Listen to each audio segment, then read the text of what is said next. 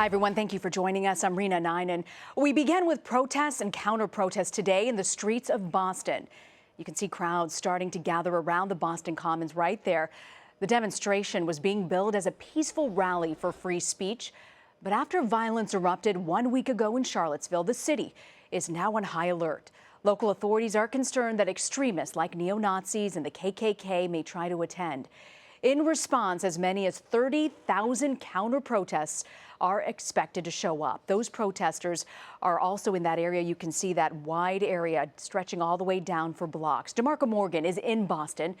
DeMarco, can you tell us, what have you been seeing so far?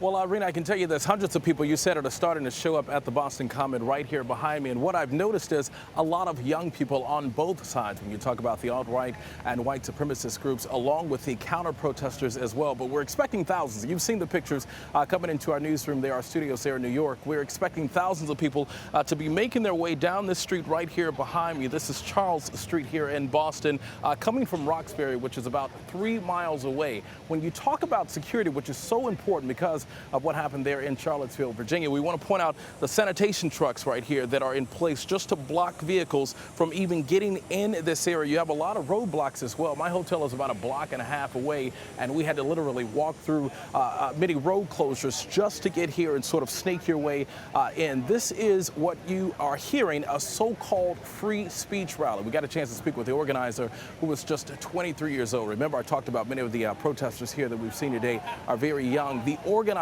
of today's event is just 23 years old and a student at Fitchburg State College. And when you think about all of the students here, Boston has dozens of schools, and that's just in the city alone. We're not even talking about the metropolitan area. But I asked him, I said, okay, so what's the whole purpose behind this event? Why did you want to continue with it, especially after what happened in Charlottesville? He said he did not want to cancel the event because he said it sort of puts a dent into their whole message, that they deserve to say what they want to say about who they want to say, and they deserve to assemble to protect their rights of free speech. And I said, okay, you got to explain just a little more. What are you talking about when you talk about protecting the rights of free speech? He said in today's society, you're talking about a lot of political correctness. There's a lot of political correctness when you talk about education, at work, you name it. You can't say anything about your coworkers. You can't talk about race. You can't talk about religion because you're fired as a result. He feels that way of speaking for your rights, of having the right to speak and say what you want to say, is being taken away. So they're here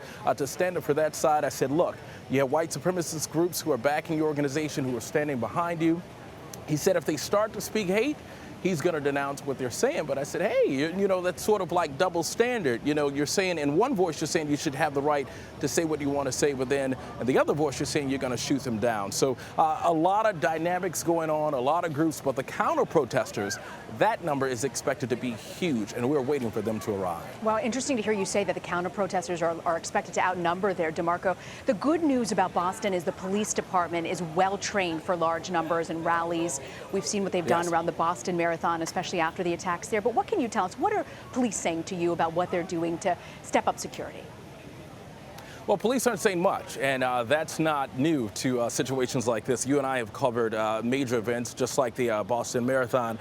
They're not saying very much about security because they don't want to tip their hand. But I can tell you, we see a police presence on some of the rooftops around here. They're on horseback. They're on bikes. They are everywhere, and that's just the ones that we can see. We're not talking about the undercover cops, that I should say, that are sort of sprinkled throughout the crowd and will be sprinkled throughout the crowd to make sure that these two groups don't come together and clash. But the mayor here, Marty Walsh, he simply said a couple of days ago at the Holocaust Memorial that was vandalized just the other night that Boston, hate does not belong here. Hate is not welcomed here in his city. And he said that the police department, along with other law enforcement officials that are assisting the Boston Police Department, they are ready and prepared for whatever is to take place. I certainly believe that. DeMarco Morgan, will check back with you throughout the afternoon. Thank you for joining us, DeMarco.